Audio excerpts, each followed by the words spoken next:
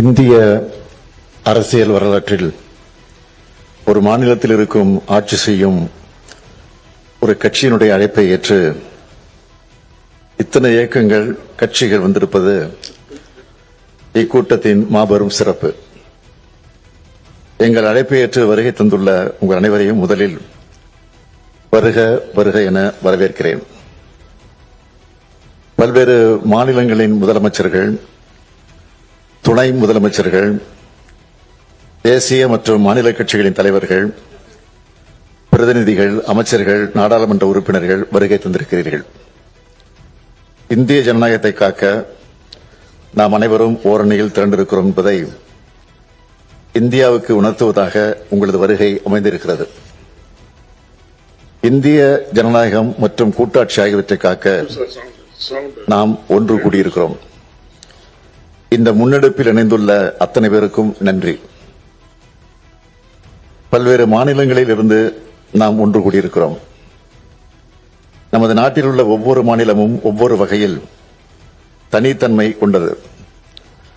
பல்வேறு மொழிகள், இனங்கள், வழிபாட்டு நம்பிக்கைகள், பண்பாடுகள், உடைகள், உணவுகள், பழக்க வழக்கங்கள் கொண்டதுதான் இந்தியா. இத்தகைய மாநிலங்கள் சுயாட்சி தன்மையுடன் செயல்பட்டால்தான் இந்தியாவில் உண்மையான கூட்டாட்சி உருவாக முடியும், சிறந்த வளர்ச்சியை அடைய முடியும். அனைத்து தரப்பு மக்களும் போராடியதெல்லாம் நமது நாட்டிற்கு விடுதலை கிடைத்தது. இதனை உணர்ந்துதான் இந்திய அரசியலமைப்பு சட்டத்தை வகுத்த மேதைகள் இந்தியாவை கூட்டாட்சி கொண்ட ஒன்றியமாக கட்டமைத்தார்கள். பல்வேறு காலகட்டங்களில் இந்த கூட்டாட்சி தன்மைக்கு சோதனை வந்தாலும் அதனை ஜனநாயக அமைப்புகள், இயக்கங்கள் தடுத்து வந்துள்ளன. அத்தகைய சோதனையும் ஆபத்தும் தான் இப்பொழுதும் வந்துள்ளது. இதனை உணர்ந்துதான் நாம் அனைவரும் கூடியிருக்கிறோம். என்னை பொறுத்தவரையில் இந்திய கூட்டாட்சியை காக்கும் வரலாற்றின் மிக மிக முக்கிய நாளாக இந்த நாள் அமையப் போகிறது. தொகுதி மறுசீரமைப்பு பற்றி நான் உங்களுக்கு அதிகமாக விளக்க வேண்டிய அவசியமில்லை. வரவிருக்கின்ற அல்லது எதிர்காலத்தில் நடைபெறுகின்ற சென்சஸ் அடிப்படையில் மேற்கொள்ளவிருக்கும் மக்கள் தொகை அடிப்படையிலான தொகுதி மறுசீரமைப்பு என்பது நம்மை போன்ற மாநிலங்களை வெகுவாக பாதிக்கப் போகிறது. மக்கள் தொகையை பல்வேறு சமூக நலத் திட்டங்கள் மூலமாக கட்டுப்படுத்திய நம்மை போன்ற மாநிலங்கள் அதன் காரணமாக நாடாளுமன்ற தொகுதியின் எண்ணிக்கையில் நமது பிரதிநிதித்துவத்தை அதிகம் இழக்க நேரிடும். எனவேதான் இதனை நாம் கடுமையாக ஆணித்தரமாக எதிர்க்க வேண்டிய காலகட்டத்தில் இருக்கிறோம். தற்போதைய மக்கள் தொகை அடிப்படையில் தொகுதி மறுசீரமைப்பை ஏற்றுக்கொள்ள முடியாது என்பதில் நாம் அனைவரும் உறுதியாக இருக்க வேண்டும். இங்கே இருக்கும் ஒவ்வொரு மாநிலமும் பயனுள்ள மக்கள் தொகை கட்டுப்பாட்டின் மூலம் குறிப்பிடத்தக்க முன்னேற்றத்தை காட்டியுள்ளன. இத்தகைய மாநிலங்களை தண்டிப்பதாக இந்த நடவடிக்கை இருக்கப் போகிறது. மக்கள் பிரதிநிதிகளின் எண்ணிக்கை குறைவதன் மூலமாக நமது எண்ணங்களை சொல்வதற்கான வலிமை குறைகிறது.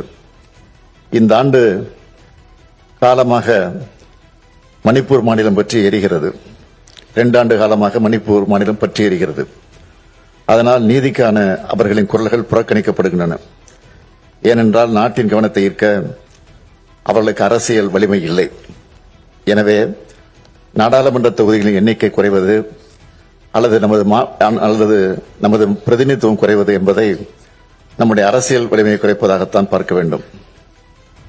இது வெறும் எண்ணிக்கையை பற்றியது மட்டுமல்ல, இது நமது அதிகாரம், நமது உரிமைகள் மற்றும் நமது எதிர்காலத்தின் நலன்களை பற்றியது.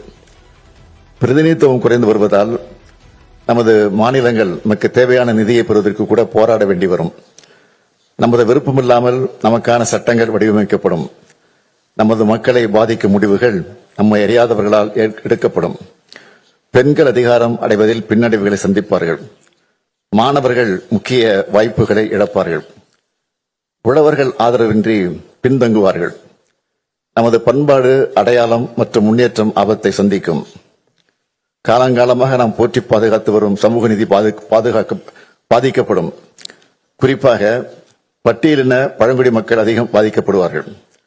தொகுதியில் எண்ணிக்கை குறைத்து அதை அனுமதித்தாலோ அல்லது நமது மாநில பிரதிநிதித்துவத்தை குறைக்க அனுமதித்தாலோ நம் சொந்த நாட்டில் நாமே அரசியல் அதிகாரம் இழந்த குடிமக்களாக மாறும் அபாயம் ஏற்படும். எனவேதான் தொகுதி மறுசீரமைப்பு விவகாரத்தை சாதாரணமாக கருதக்கூடாது என்று சொல்கிறேன். இன்னொன்றை நான் தெளிவாக சொல்கிறேன். ஜனநாயக பிரதிநிதித்துவத்தை வலுப்படுத்தும் எந்த ஒரு நடவடிக்கையும் நாம் எதிர்க்கவில்லை.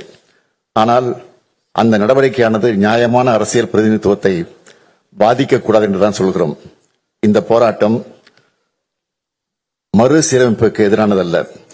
இந்த போராட்டம் நியாயமான தொகுதி மறுசீரமைப்பு வலியுறுத்துகிறது என்பதை அனைவரும் ஏற்றுக்கொள்வீர்கள் என்று நினைக்கிறேன். இதனை உணர்ந்து தமிழ்நாட்டில் உள்ள அனைத்து கட்சி கூட்டத்தை நான் கூட்டினேன். தற்போதைய மக்கள் தொகை அடிப்படையில் தற்போதுள்ள 543 மக்களவைத் தொகுதியில் மறுசீரமைப்பு செய்யப்பட்டால் தமிழ்நாடு 8 இடங்களை இழக்கும் என்பதை நான் தெளிவுபடுத்தினேன். நாடாளுமன்றத்தின் மொத்த இடங்களின் எண்ணிக்கை அதிகரிக்கப்பட்டால் தமிழ்நாடு 12 இடங்களை இழக்க நேரிடும். இது நமது அரசியல் பிரதிநிதித்துவத்திற்கு நேரடி அடியாகும் என்று சொன்னேன். மறுநாளை கோயம்புத்தூரில் ஒன்றிய உள்துறை அமைச்சர் அமித்ஷா அவர்கள் ஒரு நிகழ்ச்சியில் பங்கெடுத்து உரையாற்றும் போது தமிழ்நாடு மற்றும் பிற தென் மாநிலங்கள் விகிதாச்சார அடிப்படையில் நாடாளுமன்ற இடங்களை இழக்காது என்று கூறினார். உள்துறை அமைச்சரின் விளக்கம் தெளிவாக இல்லை, குழப்பமாகத்தான் இருந்தது.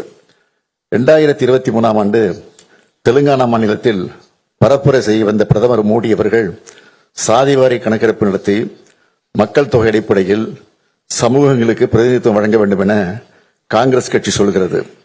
அடுத்ததாக தொகுதி மறுவரை நடக்க உள்ளது. காங்கிரஸ் கட்சி சொல்வதைப் போல மக்கள் தொகை அடிப்படையில் மக்களவைத் தொகுதி மறுவரை செய்யப்பட்டால் தென் மாநிலங்கள் 100 தொகுதிகளை இழக்க நேரிடும். தென்னிந்திய மக்கள் இதனை ஏற்பார்களா என்று கேட்டார் பிரதமர்.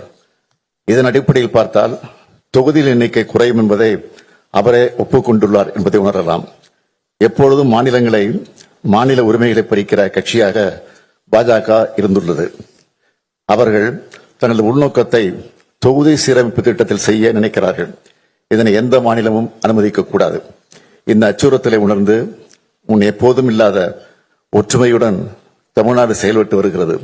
இதே போன்ற ஒற்றுமையை இந்த அரங்கில் உள்ள அனைத்து மாநிலங்களும் காட்ட வேண்டும் என்று கேட்டுக்கொள்கிறேன். இந்த கூட்டு நடவடிக்கை குழு கூட்டத்தில் விவாதிக்கப்பட்டு நிறைவேற்றப்பட வேண்டிய தீர்மானங்கள் குறித்த உங்கள் மதிப்புமிக்க பரிந்துரைகளை பகிர்ந்து கொள்ள அனைவரையும் நான் கேட்டுக்கொள்கிறேன். இந்த குழுவிற்கு நியாயமான தொகுதி மறுசீரமைப்புக்கான கூட்டு நடவடிக்கை குழு என்று பெயரிட நான் முன்மொழிகிறேன். நாம் தொகுதி மறுசீரமைப்புக்கு எதிரானவர்கள் அல்ல, நியாயமான தொகுதி மறுசீரமைப்புக்கு ஆதரவானவர்கள் என்பதே இந்த பெயரை சொல்லும். ஒரு நாள் நாம் கூடி ஆலோசித்து தீர்மானம் நிறைவேற்றுவதில் மட்டுமே இந்த போராட்டம் முடிவடைந்தது. உரிமையை நிலைநாட்டிட தொடர் நடவடிக்கை மேற்கொள்ள வேண்டியது மிக அவசியம். ஒன்றிய அரசை வலியுறுத்துவது ஒரு பக்கமும், இன்னொரு பக்கம் இது குறித்து மக்களிடம் விளக்கிட, மக்களிடையே விழிப்புணர்வை ஏற்படுத்திட இந்த கூட்டு நடவடிக்கை குழு மிக அவசியம் என்றே கருதுகிறேன். நமது அரசியல் ரீதியான எதிர்ப்பை சட்டபூர்வமாக எப்படி நடத்துவது என்பது குறித்து அனைவரும் ஆலோசனை வழங்குமாறு கேட்டுக்கொள்கிறேன். அரசியல் மற்றும் சட்ட நடவடிக்கைகளை வரையறுப்பதற்காக வல்லுநர்களின் குழுவை அமைக்க நான் முன்மொழிகிறேன். ஒட்டுமொத்த முன்மொழிவுகள் குறித்த தங்கள் கருத்துக்களை பகிர்ந்து கொள்ளுமாறு அனைவரையும் கேட்டுக்கொள்கிறேன். ஒற்றுமை உணர்வோடு அனைவரும் ஒன்றுபட்டு போராடினால்தான் வெற்றி பெற முடியும். எந்த சூழலிலும் நமது பிரதிநிதித்துவம் குறையக்கூடாது, குறைய விடக்கூடாது என்ற உறுதியோடு போராடுவோம். நியாயமான தொகுதி மறுசீரமைப்பு அடையும் வரை நாம் இணைந்து போராடுவோம்.